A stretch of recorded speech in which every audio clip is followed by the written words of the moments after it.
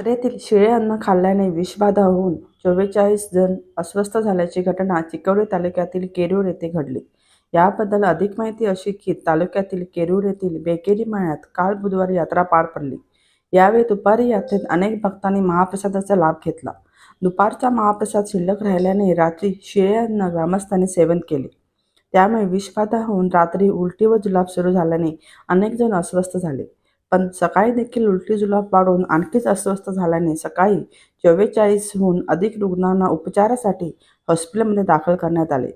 चिक्कोडी येथील तालुका सरकारी इस्पितळात 31 जणांवर तर केरूर येथील प्राथमिक आरोग्य केंद्रात 5 जण, एकसंबा येथील समुदाय आरोग्य केंद्रात 8 जणांवर उपचार सुरू आहेत. यात आबालवृद्धांसह महिला व लहान मुलांचा समावेश आहे. घटनेची माहिती मिळताच चिक्कोडी अप्पर जिल्हा आरोग्य अधिकारी डॉक्टर एस गडेत, तालुका आरोग्य अधिकारी डॉक्टर सुकुमार भागाई यांनी भेट देऊन रुग्णांची विचारपूस केली. चिक्कोडी सरकारी इस्पितळात मुख्य वैद्य अधिकारी डॉक्टर महेश नागरबेटा यांच्या नेतृत्वाखाली रुग्णांना उपचार सुरू आहेत. काही वर्षापूर्वी तालुक्यातील हिरेकोडी येथील लग्न समारंभात विषबाधा झाल्याने 150हून अधिक जण अस्वस्थ होते. केरूर येथे विषबाधेची घटना घडल्याने केरूर गावामध्ये भीतीचे वातावरण निर्माण झाले आहे.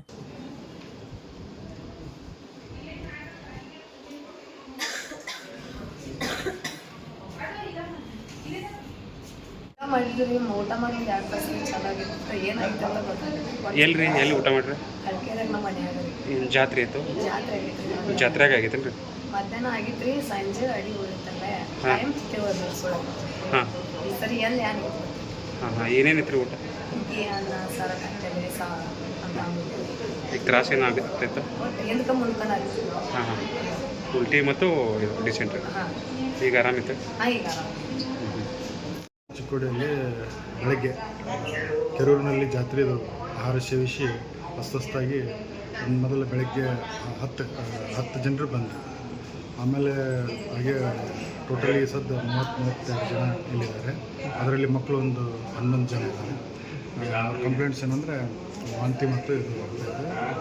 ಇಲ್ಲೆಲ್ಲ ಈ ಸದ್ದು ಎಲ್ಲ ಸ್ಟೇಬಲ್ ಇದ್ದಾರೆ. ಆಮೇಲೆ ಇದರಲ್ಲಿ ಆಮೇಲೆ THO ಮತ್ತು ADHO ನಾವು ಕಾಂಟ್ಯಾಕ್ಟ್ ಮಾಡಿ ವಿಷಯ ಮತ್ತು ಕೆರೂರಿನಲ್ಲಿ 4 ಜನ ಅಡ್ಮಿಟ್ ಇದ್ದಾರೆ. ಆಮೇಲೆ ಎಕ್ಸಾಂಬಾದಲ್ಲಿ ಒಂದು 8 ಜನರು ಅಡ್ಮಿಟ್ ಇದ್ದಾರೆ. ಸುಮಾರು ಎಷ್ಟು ಜನ ಅಡ್ಮಿಟ್ ಇದ್ದಾರೆ ಸರ್? ಇಲ್ಲಿ 30-31 ಜನ ಅಂದರೆ ಟೋಟಲಿ ಒಂದು 40-45. ಏನು ಜಾತ್ರೆ ಊಟ ಸೇವೆ ಅಂತೇಳಿ ಹೇಳಿ ಇದು ಮಾಡಿದ್ದಾರೆ. ಹಾಂ, ಯಾವ ಜಾತ್ರೆ ಅಂತಂದು? ಕೆರೂರಿನಲ್ಲಿ ಜಾತ್ರೆ ಅಂತ. ಹಾಂ, ಏನು ಊಟ ಅಂತಂದರೆ ಏನು ಅನ್ನ ಚಿಕ್ಕ ಹಿಂಗೆ ಅನ್ನ ಸಾರು ಬಡಿಸೋದು. ಹಾಂ, ಎಷ್ಟು ಜನ ತಿಂದಿರ್ಬೋದು ಸರ್? ಊಟ ಮಾಡಿರ್ಬೇಕು ಅಲ್ಲಿ ನಿಖರವಾಗಿ ನಮ್ಮ ಮಾಹಿತಿ ಇಲ್ಲ ಸರ್. ನಮ್ಮ ತಾಲೂಕು ಆರೋಗ್ಯಕ್ಕೆ ಇಲ್ಲಿ ಬಂದಿದ್ದ ಜನರು 30.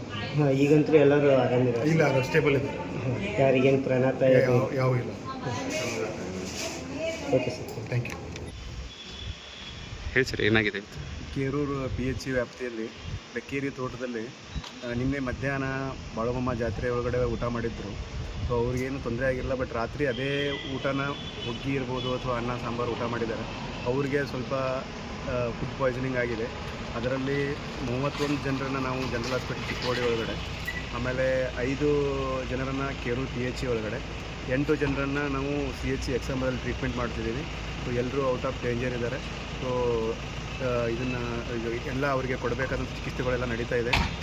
ಆದರೆ ಮುಂದಿನ ದಿನಮಾನದಲ್ಲಿ ಎಲ್ಲರೂ ಎಚ್ಚರಿಕೆ ವಹಿಸಿ ಆ ಉಳಿದಂಥ ಫುಡ್ಗಳನ್ನು ಯಾರೂ ತಿನ್ನಬಾರ್ದು. ಪ್ರಿಪೇರ್ ಮಾಡಿದ್ದನ್ನು ಎಲ್ಲರೂ ಅದೇ ಟೈಮಲ್ಲಿ ಇದನ್ನು ಮಾಡಿಕೊಂಡು ತಮ್ಮ ಆರೋಗ್ಯಗಳನ್ನ ಕಾಪಾಡ್ಕೋಬೇಕನ್ನೋ ನಿಟ್ಟಿನಲ್ಲಿ ತಮ್ಮಲ್ಲೇ ನಾನು ಕೇಳ್ಕೊಳ್ತೀನಿ.